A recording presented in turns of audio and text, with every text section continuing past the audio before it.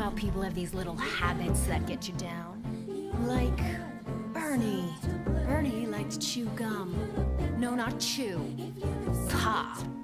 Hi guys! It is Tuesday, November 12th. Since I'm doing these videos weekly, I keep trying to think of one topic to talk about for the whole video so that I just don't, sporadically go off like I used to do in maybe 2009, 2010. And today, if you could not tell, we're going to talk about habits. Also, if you care to notice, I'm wearing my glasses because I have a nasty habit of never ever taking my contacts out, and my contacts are all messed up and I can't find my extra ones, so I'm stuck wearing these for a while. As soon as I find my prescription and I order more contacts, these will be put away for another 6 months. But recently I noticed I have a lot of habits. Hold on, we're gonna get the definition. A habit is a usual way of behaving, something that a person does often in a regular and repeated way. You can decide for yourself if these are habits or if they're just, weird things that I do. First and foremost, I knock on wood.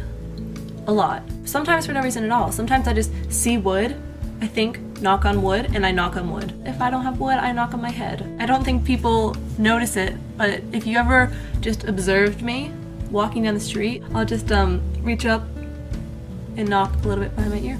And that counts. Because if there's no wood, you're allowed to knock on your head. Those are the rules, or at least the rules that I play by. This next one is a habit that I kind of acquired recently. I don't step on cracks, Don't step on a crack or you'll break your mother's back. The only thing about that saying is that my mother's gonna throw her back out whether or not I step on cracks because she has an extra vertebrae. These next two go hand in hand. I do them when I'm driving. I lift my feet over railroad tracks.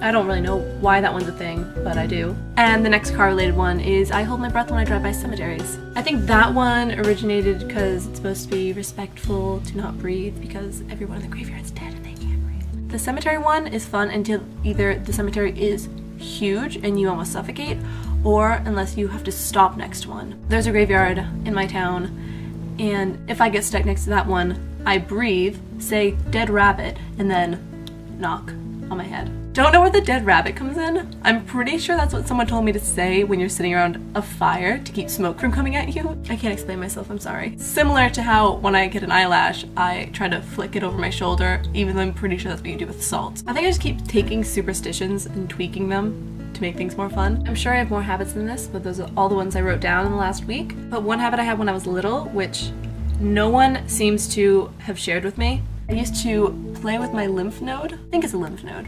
But if you feel under here, there's like a little bubble. And I don't know why, but when I was little I used to sit and then I'd pop them up. I don't know if you can see that.